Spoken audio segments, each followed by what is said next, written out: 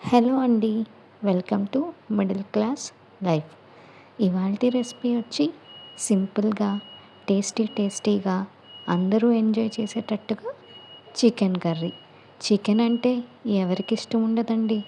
పిల్లలకైనా పెద్దలకైనా all time favourite food చికెనే కదండి. మరి అలాంటి చికెన్ని సింపుల్గా టేస్టీగా ఎలా చేసేయాలో చూద్దామా? ముందుగా ఇంగ్రీడియంట్స్ తెలుసుకుందామా? దీనికి కావాల్సిన ఇంగ్రీడియంట్స్ చికెన్, ఆనియన్, టమాటో, పచ్చిమిర్చి, కరివేపాకు, కొత్తిమీర, అల్లం వెల్లుల్లి పేస్ట్, ఉప్పు, కారం, గరం మసాలా, పెరుగు. గరం మసాలా దినుసులు. ప్రాసెస్ చూసేద్దామా? ముందుగా చికెన్ని 3-4 సార్లు వాష్ చేసుకోవాలండి. ఇప్పుడు ఒక బౌల్ తీసుకుని దాంట్లో చికెన్ వేసుకుని ఉప్పు, పసుపు, కారం, పెరుగు, అల్లం వెల్లుల్లి పేస్ట్ వేసుకుని మ్యారినేట్ చేసుకోవాలి. ఈ మ్యారినేట్ చేసుకున్న చికెన్ మీద మూత పెట్టి 1/2 అవర్ వదిలేయాలి. దీని తర్వాత మనం ఆనియన్స్ కట్ చేసుకుని పేస్ట్ చేసుకోవాలి.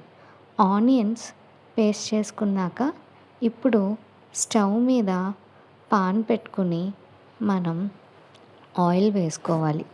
ఆయిల్ వేడయ్యాక 2 యాలకులు, 2 లవంగాయలు, 2 దాల్చిన చెక్క ముక్కలు, ఒక బే లీఫ్ అండి.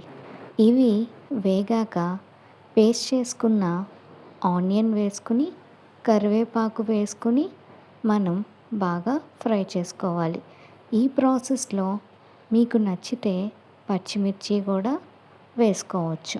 మేమైతే స్కిప్ చేసేసామండి. ఇప్పుడు ఆనియన్స్ గోల్డెన్ బ్రౌన్ వచ్చేదాకా ఫ్రై చేసుకోవాలి.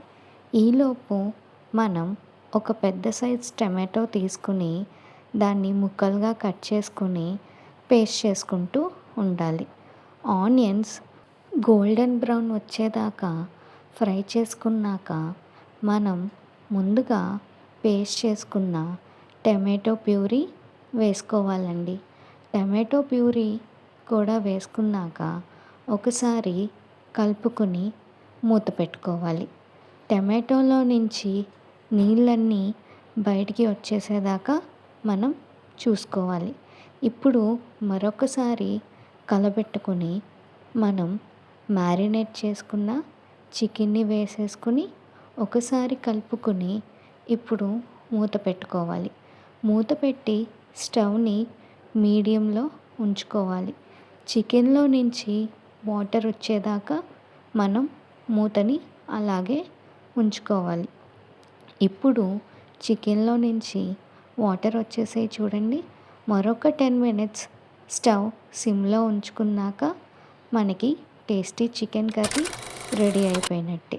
ఫైనల్ స్టేజ్లో మనం కొంచెం గరం మసాలా, కొత్తిమీర వేసుకుని సర్వ్ చేసేసుకోవటమే. చికెన్ వల్ల బెనిఫిట్స్ ఏంటంటే ప్రోటీన్ ఫుడ్ అండి.